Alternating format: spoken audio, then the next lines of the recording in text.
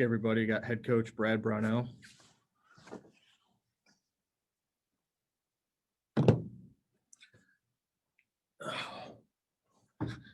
Hey guys, how's everybody doing? Good, Coach. You doing all right? Doing well. Who wants to start? I'll start. This is David. I hope you're doing all right. Yeah, doing great. What are your big takeaways now that the tournament's in the past and you had 2 games, quality opponents? What do you think you know about your team now that maybe you had questions about it or you didn't know going into that?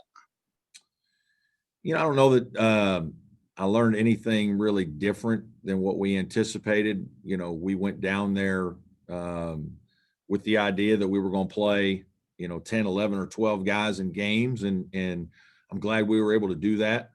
And I think the way we did it worked, running some guys in and out, some of it a little bit foul trouble based in the first game with Mississippi State. And so PJ and Lynn and some of the other guys got to play more time probably than we anticipated, but then just trying to find ways for everybody to get a little bit of time early in the season, I think has been important. I really wanted to do that here early. Our guys have been working since June.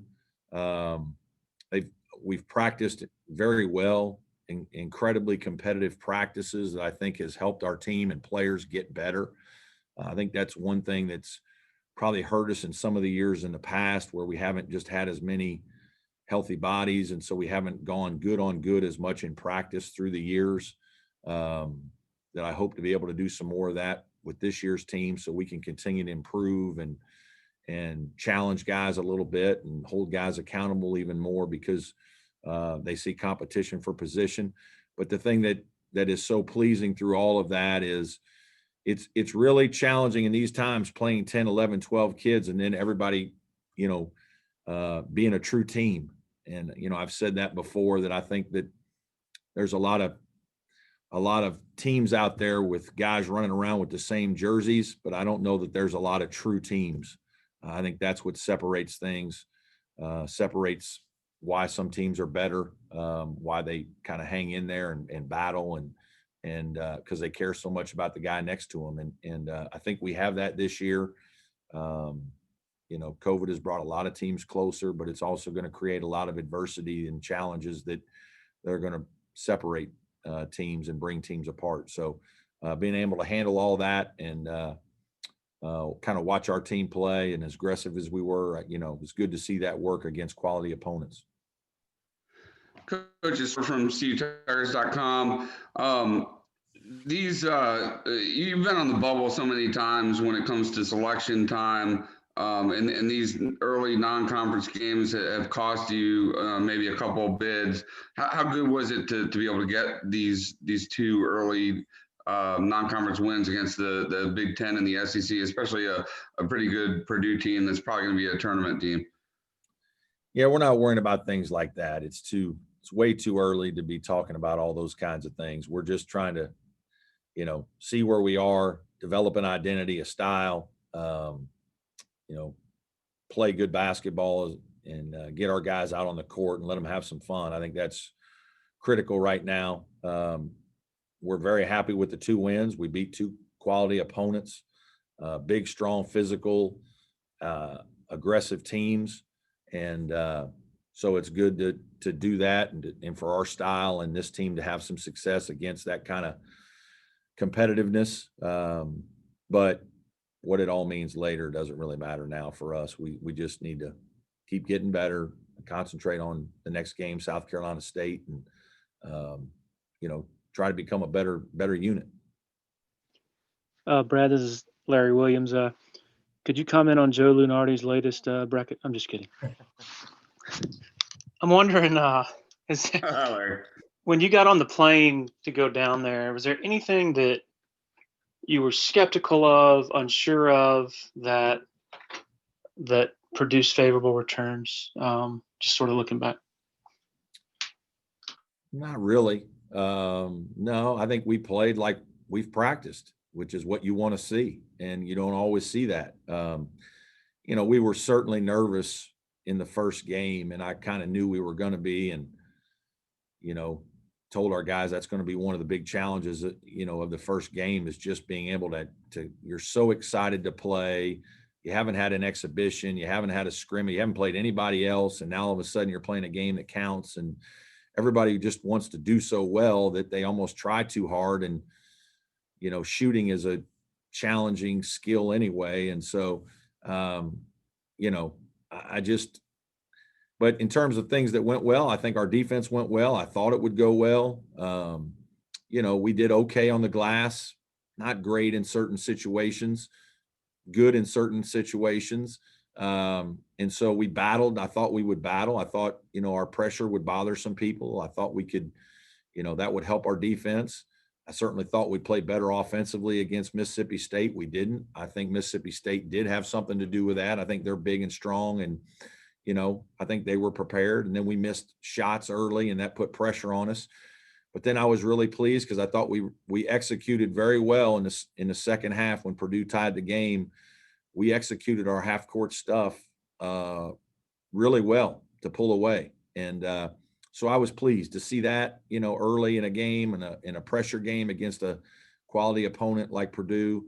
It's easier to get your guys to guard hard and to be aggressive defensively, and that's more effort than it is some of the other things. But then on the offensive end, be able to calm down and execute your technique and your sets and your timing for that to work out well. I think that's more challenging. And sometimes playing extremely hard defensively and revving your engine up to 80 or 90 miles an hour is really good on defense.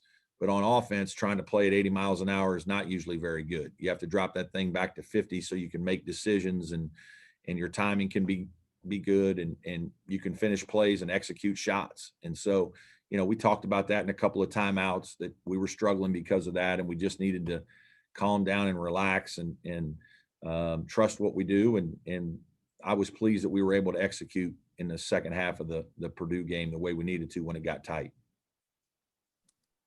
Brad, this is Matt. Is it challenging at all to try to balance playing 12 guys or so, but also want guys to get in a rhythm? And how do you kind of manage A little bit it is, and it's going to be that way. And, the media is you guys are going to be, well, they can't get, when it doesn't go well, then they're not in a rhythm. And then when it does go well, wow, look, they got 12 guys and they can wear teams down like Purdue, and it's great. And it's this, and it's, it's like, hey, you can't have it both ways. You either got to do it, and you're going to accept some of the consequences. There's negatives in all of it. It's, if you don't have 10, 11, 12 guys, we can't play this hard, and we can't play full court, and we can't pressure, and we can't do all this.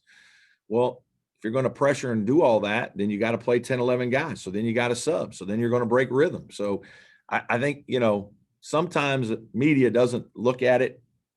It's easy to just pick one thing and to think that that's the way it is. Is it challenging? Yes, it's challenging. It's not easy for players. It's not easy for a player to play his tail off for 3 minutes and then come out. Guys want to play more. Every guy on our team wants to play 30 minutes. But I think there's the best way for this team to play is to play more guys, to get them to play as hard as we possibly can, to pick up full court. And that's part of why you're doing what you're doing. We use this strategy in Italy, similar strategy, because we had Nick and Al, and we had Chase, and we had, 3 guys that could really jam the ball and do some different things. So we had some depth. Obviously we didn't have Clyde and JB on the trip, but we still had 11 guys, and we played all 11 guys and sub 5 in, 5 out a couple times. And so, it's a juggling act. It's never going to be perfect.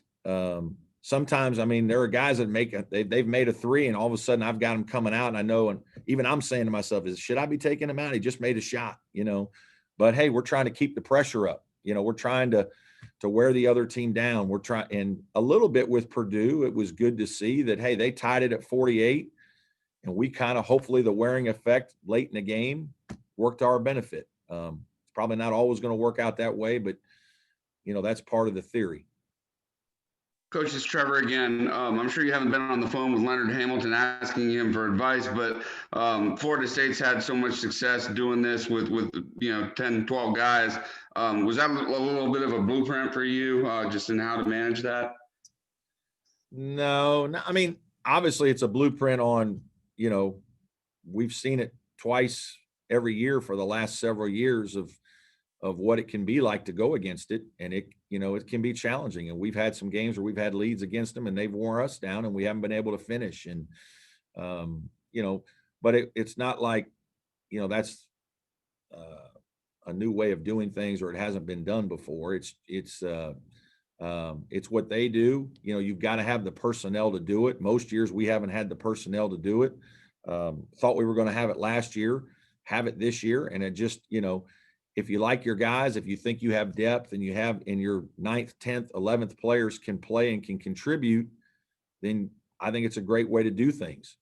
Most times you probably, have 5, 6, or 7 guys that are clearly kind of above some of the other ones. Obviously, because we recruited well, we've got some good younger players that can play with our older players, and there's really no separation. The older players may have a little more knowledge and understand system and be a little bit better at certain things, but sometimes the younger guys with their physicality and athleticism and speed is just as troubling. And so in watching our team all summer and kind of seeing what we're going to do and kind of thinking we were going to do it last year, it's nice to be able to use it. And obviously just being able to do a little bit of it in Italy, maybe not quite to this degree, but close. That was as much a blueprint to where we saw that it could work, especially with Nick and Al. And so I think that's where this was coming from. And it kind of started back then.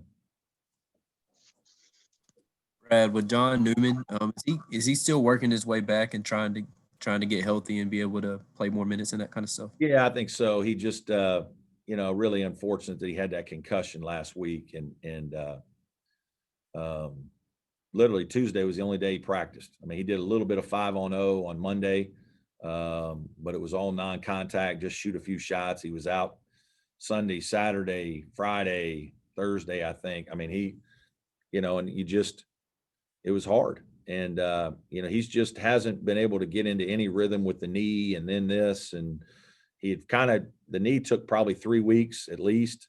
And then I felt like he was kind of working into shape with a good week of practice. And then you kind of feel like, all right, another week leading into the tournament, he's going to be in good shape. He's going to be ready to go. And then, he gets a concussion and he's out. And, but he's practiced the last couple of days and he's looked fine. And I think as much as anything, it's just his rhythm.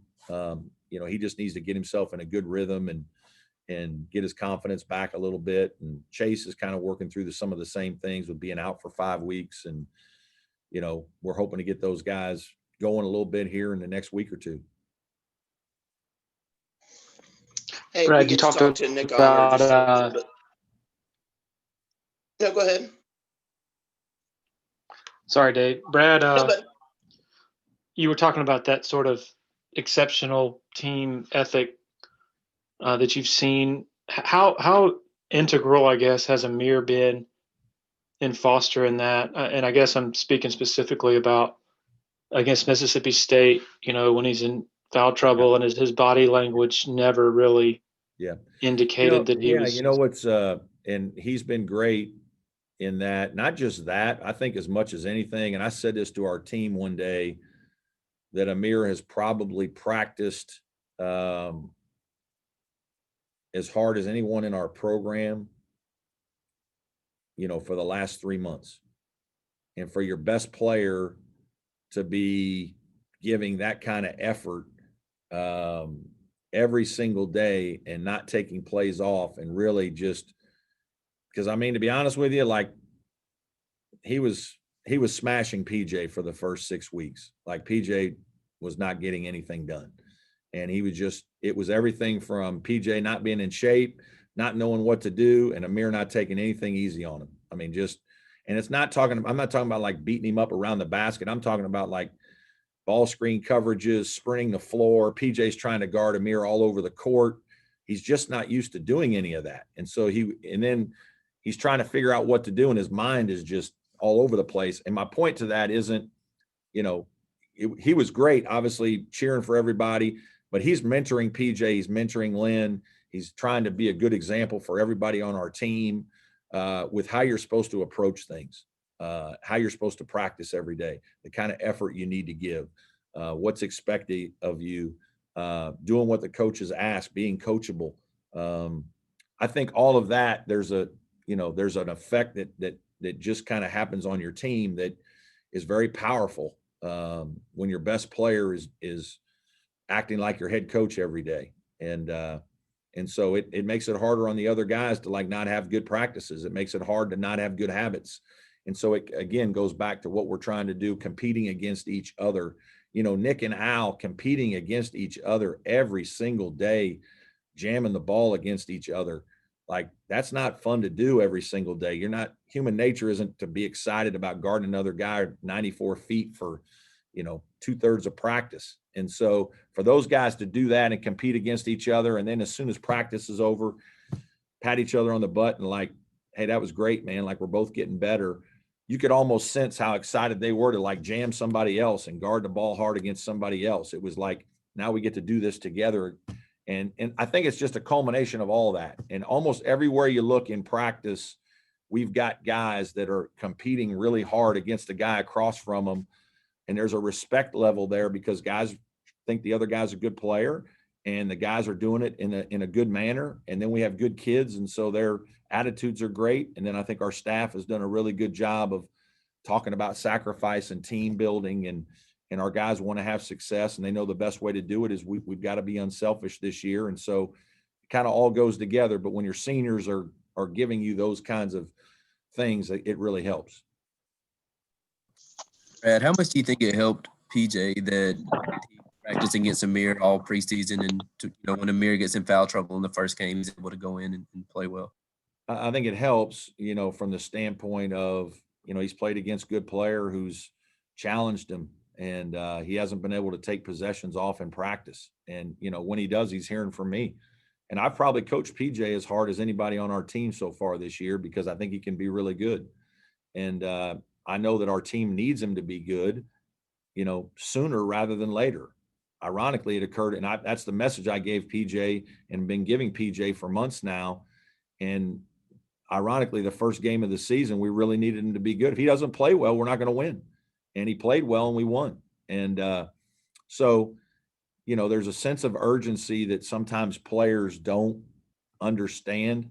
And they usually have a little more in the tank than they always want to give, or maybe young players have given. And so to create that kind of habit is important, and to understand every rep and the practicing against Aamir. It's not going well right now, but it's going to help you. And then obviously as PJ has gotten better and understood our system, he started to play better in the last couple of scrimmages and gain a little bit of confidence back. And, then when he got in the game, I think he felt like, he was comfortable because he'd been going hard against Aamir every day.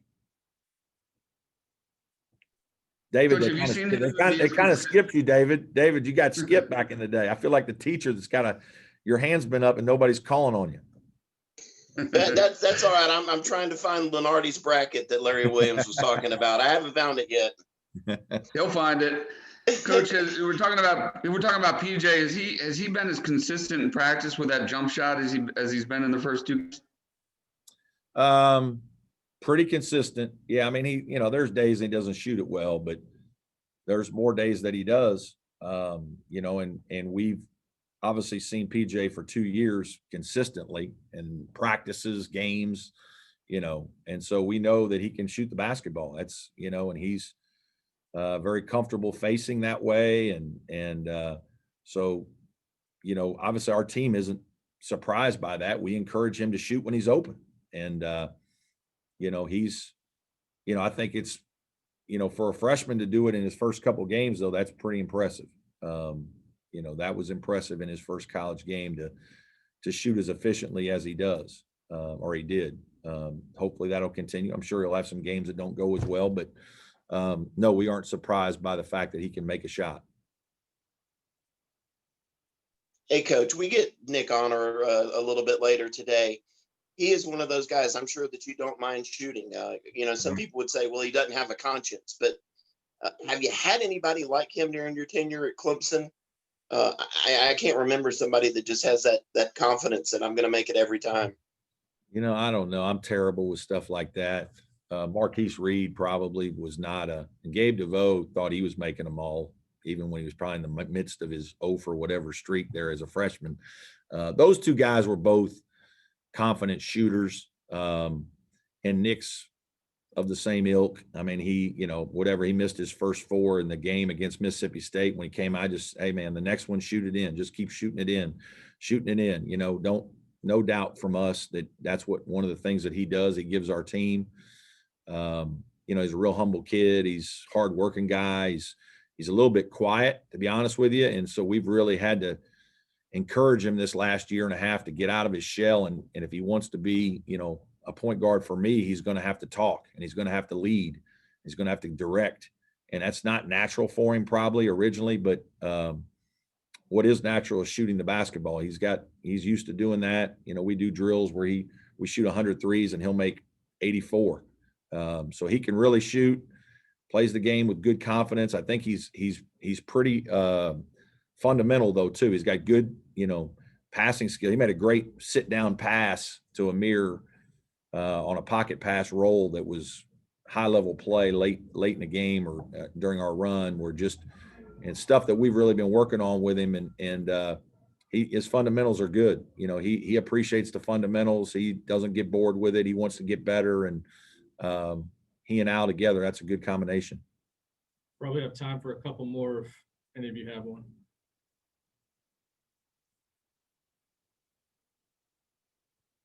Ben ruins it. Everybody good? Anybody need anything? We're good. Thanks, Coach. Okay. Thanks, guys. Appreciate it. See you tomorrow night. Thanks, Brad. Thanks, Brad.